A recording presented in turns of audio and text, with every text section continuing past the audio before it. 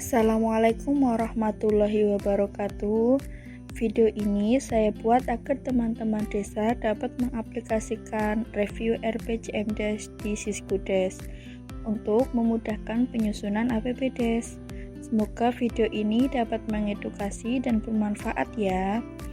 Sebelum mereview RPJMDes, perlu teman-teman tahu bagaimana tahapan penyusunan APBDes yang benar. Pertama, melakukan musyawarah dusun untuk penggalian penyusunan gagasan. Kedua, membentuk tim RKP, rencana kerja pemerintah. Tim ini bertujuan agar terfokusnya penyusunan RKP tahunan sebagai acuan penyusunan APBDes. Ketiga, melakukan pencermatan dan pelarasan terkait program, kegiatan, dan pembiayaan, yaitu mensinkronkan program kegiatan yang masuk ke desa. Keempat, menyusun rancangan RKP dan DURKP, daftar usulan RKP, untuk mengcover segala bentuk usulan-usulan masyarakat yang tertuang dalam RPJMDes. 5. Musrembangdes, musyawarah rencana pembangunan desa. Pembahasan RKP dan DURKP untuk menetapkan prioritas kegiatan desa yang akan dibiayai melalui alokasi dana desa. Keenam, musyawarah desa untuk penetapan RKP dan DURKP yang dihadiri oleh BPD, pemerintah desa, dan unsur masyarakat. Ketujuh, membuat rancangan APBDes. Rancangan APBDes tersebut nantinya akan disampaikan kepala desa ke BPD. Kemudian BPD melakukan musyawarah tertutup mengenai rancangan APBDes tersebut. Apabila ada program kegiatan yang kurang tepat, maka desa kemudian melakukan revisi. Kedelapan, evaluasi oleh tim evaluasi. Pada dasarnya, evaluasi APBDes merupakan kewenangan bupati yang kemudian dilimpahkan kepada tim kecamatan.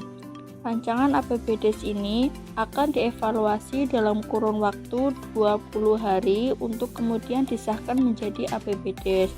Namun, jika tidak ada evaluasi, maka secara otomatis APBDes berlaku dengan sendirinya. Selanjutnya, mari kita review RPJMDes. Baik, untuk langkah yang pertama yaitu kita buka aplikasi Siskudes-nya. Di sini saya menggunakan salah satu percontohan desa, yaitu Desa Tambirjo, Kecamatan Toroh, Kabupaten Grobogan.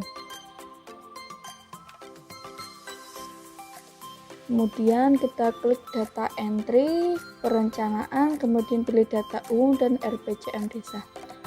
Di sini ada data umum desa, visi misi, RPJM desa. Kita klik RPJM desa.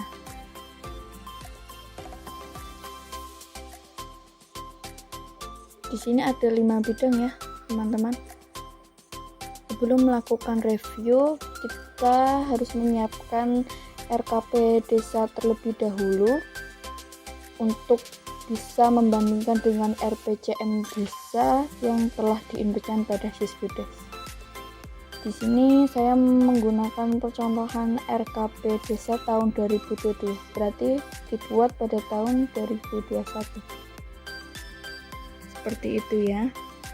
Kemudian untuk memudahkan review, saya jadikan dua sisi, yaitu untuk RKP saya minimize dijadikan sisi sebelah kiri, dan untuk aplikasi Siskudes saya jadikan minimize untuk sebelah kanan.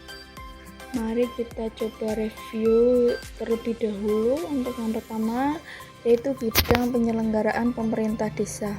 Salah satu subbidangnya yaitu subbidang penyelenggaraan belanja penghasilan tetap, tunjangan dan operasional pemerintahan. Kita klik juga di aplikasinya, yaitu untuk yang pertama penyediaan penghasilan tetap dari tunjangan kepala desa. Kita klik, kemudian kita sesuaikan dengan dana indikatifnya. Di RKP di sini tertera 48 juta pola pelaksanaannya dari swakelola, rencana pelaksana kegiatan dari KAUR Keuangan.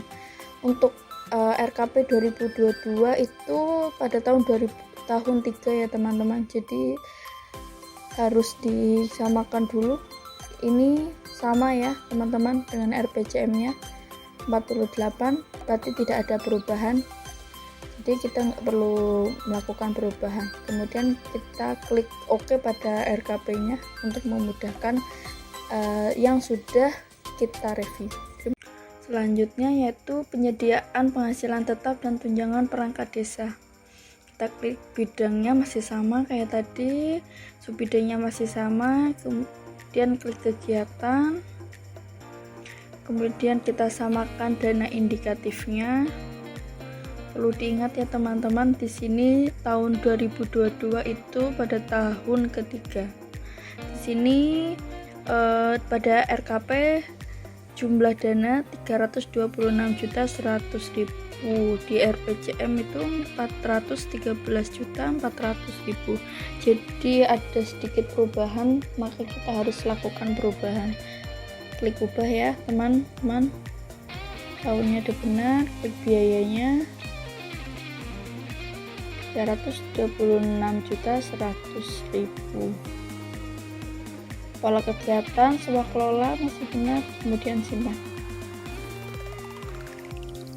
Jangan lupa untuk di RKP kita klik OK. Untuk selanjutnya kita langsung ke bidang yang kedua ya teman-teman, yaitu bidang pelaksanaan pembangunan desa. Kita pilih subbidang pendidikan. Di aplikasinya kita klik pelaksanaan pembangunan desa, subbidangnya pendidikan, bidang kegiatannya kita pilih yang nomor 2 sebagai contoh, dukungan penyelenggaraan PAUD. Terus kita klik dana indikatifnya, kita samakan dengan RKP-nya. Kalau di RKP di sini tertera 18 juta pada tahun 2022, dilaksanakan oleh Kepala Seksi Pelayanan. Jangan lupa klik tahun ketiga ya teman-teman. Di sini masih ada perbedaan, pelaksananya juga masih kasih terserah, biayanya masih 0, maka kita lakukan ubah.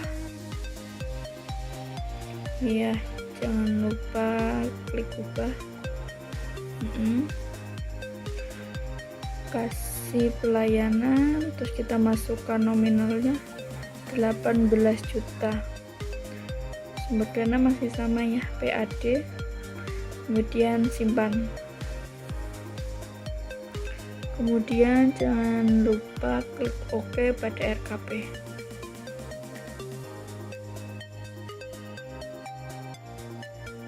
Kita lanjut ya teman-teman ke bidang yang ketiga, yaitu bidang pembinaan kemasyarakatan.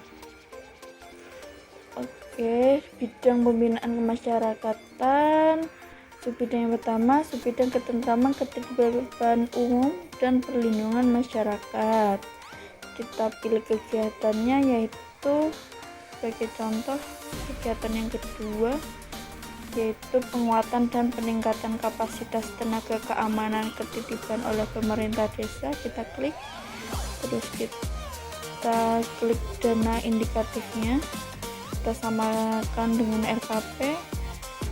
Di RKP menyebutkan 5 juta ya, coba kita samakan di Siskude. Di sini tahun ketiga 15 juta, berarti beda ya, di RKP-nya 5 juta, maka kita lakukan ubah, klik ubah, kemudian pelaksananya, jangan lupa hasil pemerintahan, biayanya kita ubah menjadi 5 juta. Pola kegiatannya swakelola masih sama. Oke, sama, kemudian simpan. Jangan lupa di RKP nya kita klik OK.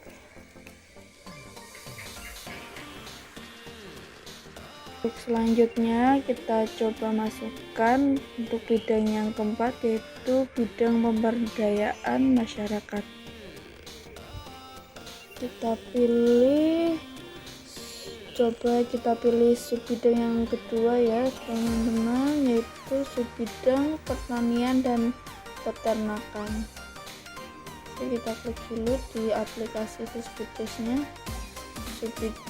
Kita klik subbidang yang kedua, subbidang pertanian dan peternakan. Kemudian kegiatannya kita coba pilih yang pertama, peningkatan produksi tanaman pangan. Di sini ada 3 poin, A, B, C, kegiatan pengadaan dan lain-lain. Kita samakan saja dengan dana indikatifnya. Nah, di situ karena ada 3 kegiatan, kita jumlahkan totalnya, yaitu berarti 4 juta ditambah 23 juta tambah 10 juta, totalnya berarti 37 juta. Ini masih 0 ya, tahun ketiga. Kita ubah, kita inputkan terlebih dahulu. Pelaksananya kasih pelayanan, terus biayanya tadi jumlahnya 37 juta.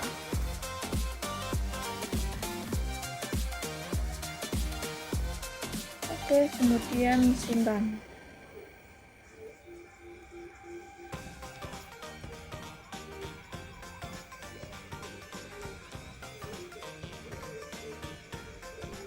RKP, oke.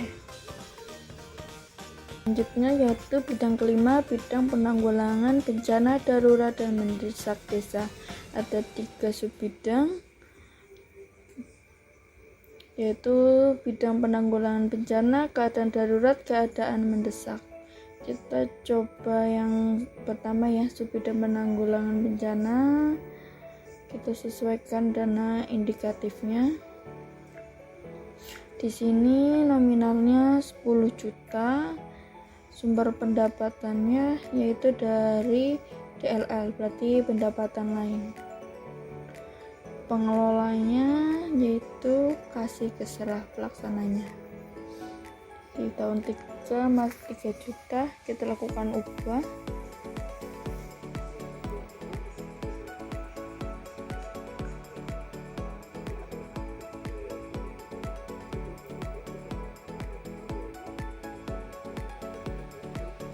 DLL ya, jangan lupa sumber dananya diganti, pendapatan lain.